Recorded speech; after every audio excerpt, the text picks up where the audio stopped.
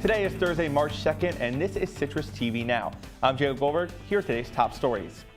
Syracuse University sent an email to all Watson Hall residents about a report of a bias-related incident. The email says derogatory words were written in graffiti on a door and mirror on the 3rd and 4th floors of the building. Watson resident Ignacio Sanchez shares his concerns. Gives a message that people can do that and sort of get away with it, and I'm pretty sure there's no security cameras in the hallways either. So, I mean, I don't know how they're going to find out who did it, but it does. I mean, it is slightly concerning. And 8 sports analytics students from Fall College won big in the AXS National Collegiate Sports Analytics Championships. They took home first in the game analytics category and second in the business analytics category. SU was the only school to have a team finish in the top 4 of each competition. More than 150 students from across the country competed. And a 14-year-old boy has been charged in connection with a shooting at Destiny Mall last Friday.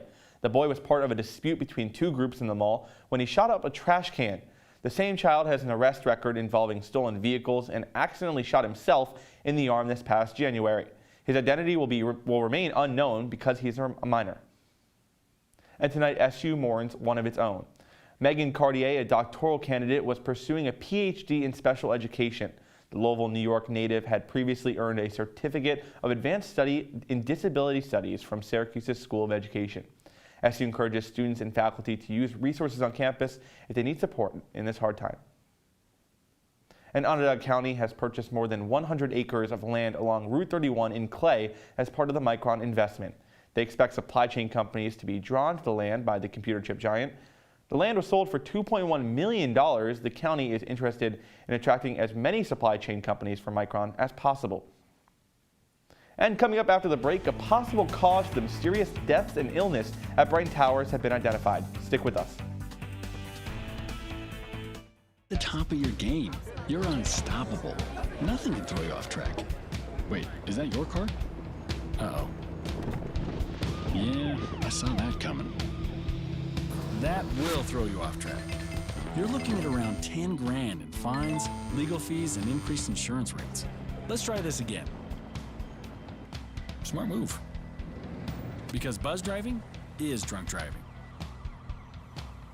Zilzine could be the unknown substance that killed 2 men at Syracuse's Brighton Towers and hospitalized 10 others. A poison expert stated that there is a high suspicion the animal tranquilizer drug was involved.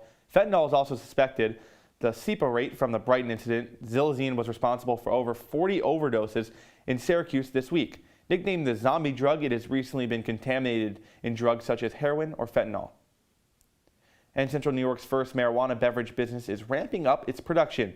The products are branded under the name Heirloom and are being shipped to a handful of recreational weed shops in New York. The company is affiliated with Beacon Skiff Apple Orchard in December. The marijuana drinks were first to be sold legally in the state. And we haven't seen too much green outside this past week. Citrus TV weather anchor Cora Mayer-Costa has more. Cora, what's it looking like outside?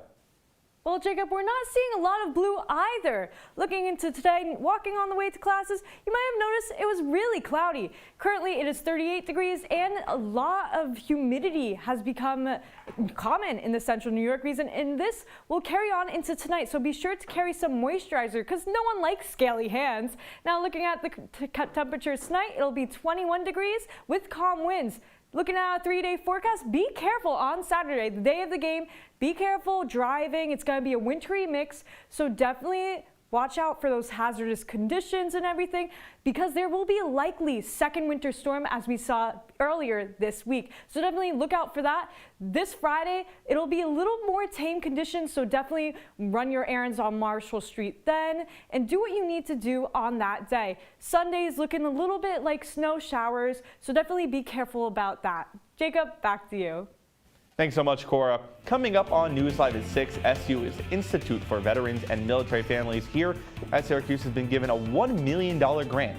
Citrus TV's Max Williams will tell you how this will benefit the Veterans Center. And sadly, that's all the time we have for you today on Citrus TV Now. For more of the latest, follow us at Citrus TV News on Twitter or check out our website at citrustv.com. I'm Goldberg, and the news continues in an hour with John Perrick in Chillicothe at LA.